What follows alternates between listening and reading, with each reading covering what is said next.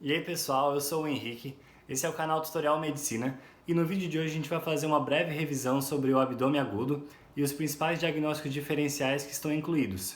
Se você está gostando dos nossos vídeos, do nosso canal, não deixe de curtir, de comentar, de compartilhar e de mandar para os seus amigos, porque o seu feedback é sempre muito importante para a gente. E bora pro vídeo! Bom, então começando mais uma aula do canal. Essa, como eu já tinha dito, vai ser uma aula de abdômen agudo e eu sou o Henrique.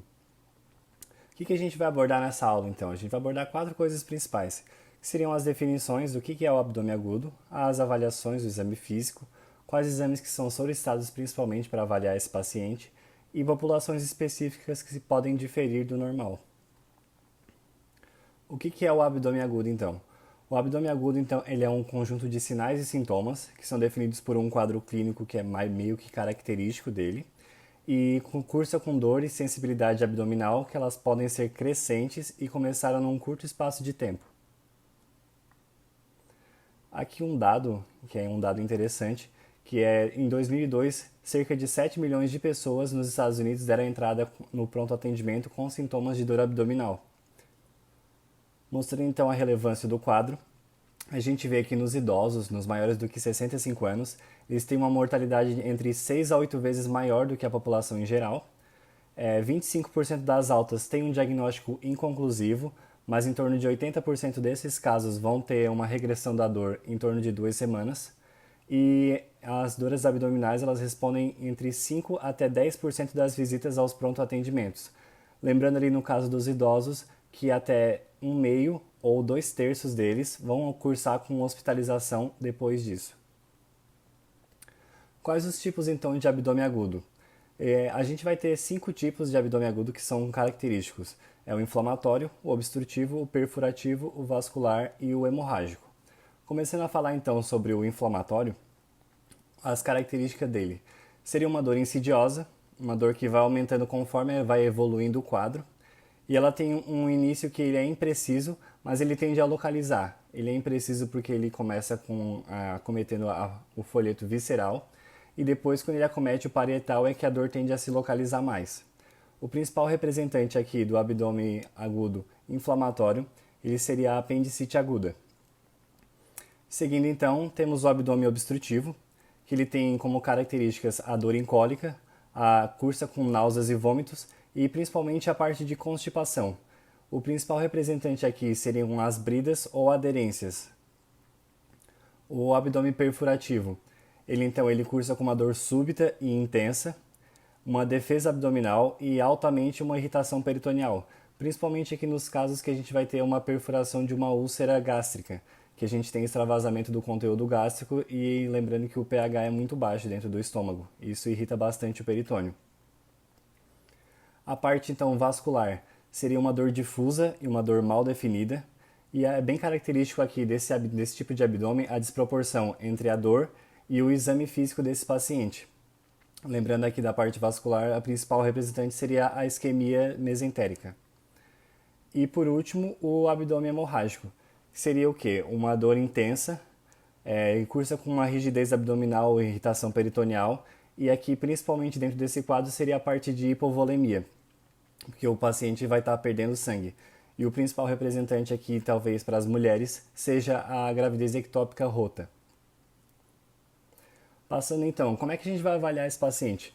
Já fazer uma avaliação básica através da anamnese e outra parte do exame físico.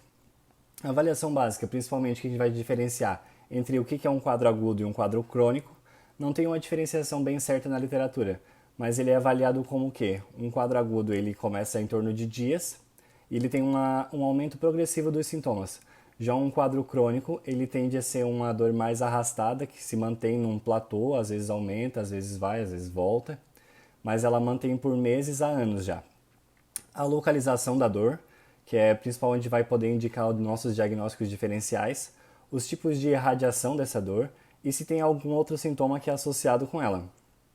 E o exame físico que vai ser avaliado? Vai ser um exame físico básico da parte abdominal, com a inspeção do paciente, a ausculta abdominal, a percussão, a própria palpação superficial e profunda e o exame retal em determinados casos, Lembrando que geralmente os casos que são com uma dor no abdômen superior ou que não tem uma suspeita tão forte de trato gastrointestinal, não é necessário fazer o exame retal. A avaliação então cirúrgica ou de urgência, ela é reservada para 3 tipos específicos de casos, que seriam principalmente a instabilidade hemodinâmica, o sinal de peritonite quando tem o exame abdominal e a dor que é sugestiva à ameaça à vida. Todos esses 3 têm que ser feita uma avaliação de urgência e indicação cirúrgica já. O sinal então que é mais utilizado para ver a peritonite seria o sinal de Bloomberg, que seria a parte da descompressão brusca, que vai indicar ao paciente uma dor. A gente então pode avaliar esse paciente, além dos tipos de abdômen, também por quadrantes. Começando então pelo quadrante superior direito, a gente vai ter exames básicos que podem ser solicitados para elucidar melhor a hipótese diagnóstica. A gente pode solicitar o hemograma para ver as perdas ocultas que podem ter, as bilirrubinas para ver se está cursando com doença biliar hepática, a fosfatase alcalina para também ver a parte hepática, a creatinina e ureia para avaliar a função renal, a glicose sérica para fazer diferenciação principalmente na parte de diabetes, da cetoacidose diabética, os eletrólitos para ter uma avaliação global do paciente, e a TGO, TGP para ver se está tendo lesão hepática, e a amilase e lipase para fazer a diferenciação com a pancreática. Lembrando que a lipase, quando ela tem um aumento de 3 vezes do limite superior normal dela, é altamente indicativo de pancreatite aguda. Aqui na suspeita de colangite ou de colecistite, é obrigatório uma avaliação imediata para esses casos e ela é geralmente norteada através do ultrassom. O epigastro, ele também vai cursar com os mesmos exames aqui que a gente vai solicitar. A diferença é que no epigastro a gente pode ter como um sintoma atípico de uma manifestação de uma síndrome coronariana aguda, o que faz então que a gente tenha que pedir as troponinas e no mínimo um ECG para esse paciente. Se você não lembra como é que são as manifestações da síndrome coronariana aguda, sugiro que dê uma olhada no vídeo que vai estar ali em cima, direcionando para o nosso vídeo de síndrome coronariana aguda. Outro diagnóstico diferencial aqui dentro seria a própria úlcera péptica, e nesses casos aqui que ela pode estar perfurada, no caso já é indicativo de uma endoscopia digestiva alta, que é tanto diagnóstica quanto tratamento nesses pacientes. Para o quadrante superior esquerdo, a gente tem que lembrar da topografia, e no caso aqui, o principal órgão que a gente vai ter aqui seria o próprio baço. Então as patologias elas tendem a estar mais relacionadas aqui com o baço. Geralmente a gente vai analisar, principalmente na parte do exame físico, a esplenomegalia. E aí vai direcionar tanto para a disponibilidade de exames para o ultrassom ou para a TC. Geralmente a TC ela é mais reservada para os pacientes que são com uma estabilidade hemodinâmica. E o ultrassom ele tende a ser mais prático, ele pode ser feito à beira de leite. Lembrar então de diferenciar das anemias hemolíticas. Se você não lembra quais são as anemias hemolíticas, tem também, a gente vai botar aqui o vídeo ali em cima, que dá direto no nosso vídeo com relação a essas anemias. Lembrar também dos traumas que podem estar implicados aqui e da própria infecção pelo Epstein-Barr vírus, que é o vírus da mononucleose, que ele pode dar a esplenomegalia e também o aumento de linfonodos e cursa com a dor de garganta. A dor abdominal baixa, então. A gente pode diferenciar aqui nesses 5 tipos também de pacientes. Os pacientes na menacme, o que é mandatório fazer? O beta-HCG é importantíssimo fazer aqui, para diferenciar, como eu já tinha falado, da própria gravidez ectópica, que pode estar gerando essa dor. A suspeita de dor pélvica, principalmente em mulheres, necessita de uma avaliação ginecológica, principalmente para diferenciar de uma doença inflamatória pélvica, que pode fazer diagnóstico diferencial com apendicite.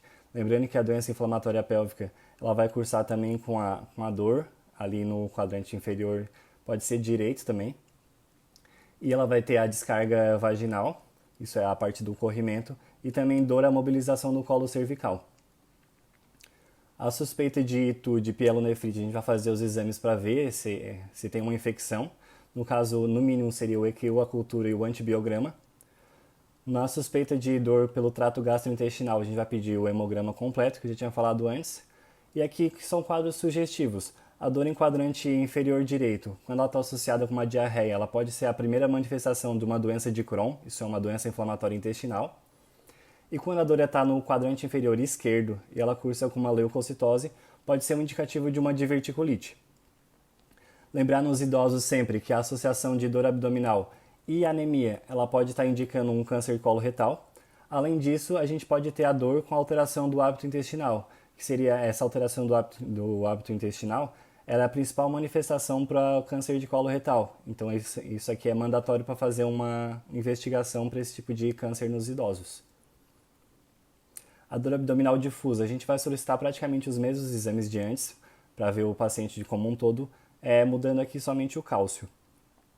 Lembrar sempre de diferenciar através do beta-HCG na menacme, que ela pode estar cursando com a gravidez ectópica que eu tinha falado, e lembrar de solicitar a gasometria na suspeita de uma cetoacidose diabética. Isso é, quando a glicemia está lá em cima, pode ser feito essa gaso para ver se está com uma acidose, e também a solicitação do beta-hidroxibutirato, que é mais específico ainda para a cetoacidose diabética. E qual a utilidade dos exames de imagem nesses pacientes? A gente vai ter aqui 4 principais exames de imagem que são indicativos, são melhores para determinadas patologias. Começando então falando pelo raio-x, ele é melhor para ver o quê? A obstrução intestinal e perfurações principalmente. A obstrução a gente vai ver ali aqueles clássicos sinais do colar em conta, do empilhamento de moedas, e aqui na perfuração a gente vai ter como principal achado o pneumoperitônio. A tomografia. Ela é principalmente indicada quando não consegue uma diferenciação pelos outros exames de imagem, quando são idosos, que geralmente eles cursam com sintomas atípicos das doenças, e principalmente para hemorragia retroperitoneal. Ela é bem interessante de fazer. O ultrassom ele é mais indicativo para grávidas, para não submeter aos raios-x, né? A suspeita de aneurisma de aorta, porque é um exame que ele pode ser feito à beira de leito, e a suspeita de colelitíase. Lembrando que os pacientes instáveis tu não tem como levar para a tomografia, é mais indicativo que tu faça o ultrassom à beira de leito. E a angiografia, que ela é mais reservada para os casos em que há suspeita de isquemia mesentérica. E se esse paciente, no caso, ele está instável, a suspeita de isquemia mesentérica ela é feito o diagnóstico somente dentro da laparotomia. A angiografia ela é reservada para os pacientes que estão estáveis hemodinamicamente. E uma comparação rápida entre os métodos e quais são mais sugestivos para tu usar um ou outro. E as populações específicas que a gente vai ter aqui, que seriam os idosos, as mulheres na menacme e os pacientes que estão ou imunossuprimidos ou cursam com HIV e AIDS. Os idosos, lembrar sempre para o aneurisma de aorta abdominal, para a parte de massa pulsátil, dor que irradia para as costas, ou então um idoso que ele já tem um histórico de aneurisma de aorta abdominal, é sempre importante fazer essa diferenciação. Mas lembrar aqui que o principal diagnóstico dentro do idoso seria a colecistite aguda. Dentro da menacme, as pacientes instáveis, é interessante que elas façam o ultrassom beta-HCG, a tipagem sanguínea e uma consulta de urgência com um cirurgião ou com um ginecologista, justamente pelo que eu já tinha falado lá na frente, que aqui ela pode estar cursando com uma gravidez ectópica rota. E nas estáveis pode-se primeiro priorizar somente o beta-HCG para ver se está positivo ou não e daí indicar o ultrassom. Pacientes que são imunossuprimidos, HIV e AIDS, a gente tem que sempre lembrar que eles cursam com infecções oportunistas. Aqui pode também cursar com linfoma não Hodgkin intestinal, a colite pelo citomegalovírus e as diversas reações medicamentosas da polifarmácia que esses pacientes têm. Aqui também isso também vale para os idosos, que eles utilizam bastante medicamentos. É sempre importante fazer a diferenciação deles.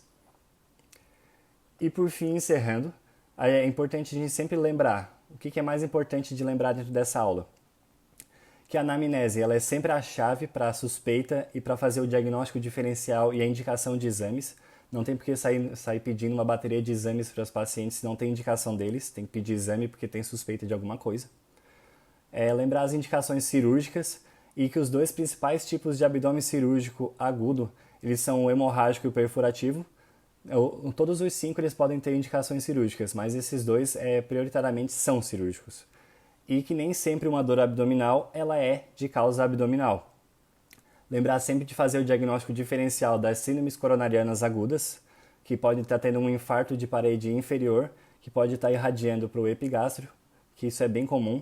Lembrar das manifestações atípicas da síndrome coronariana aguda, principalmente nos diabéticos, nos idosos e nas mulheres, que é mais comum. A TEP e as pneumonias também podem acometer aqui também, principalmente a pneumonia de lobo inferior, que ela pode também irradiar. E quais são as referências que foram utilizadas para essa aula? foi o livro de emergência da USP de 2016 e esse artigo dentro do Up to Date. Lembrar sempre de agradecer a SlidesGo pelos templates e se tiver alguma dúvida, algum comentário, sempre deixar ali embaixo. Bom pessoal, e esse foi o vídeo. Eu espero que tenha sido útil e que você tenha gostado. E se você está curtindo o canal, não deixe de se inscrever, de compartilhar e de curtir nossos vídeos, porque o feedback é sempre muito importante. E até a próxima!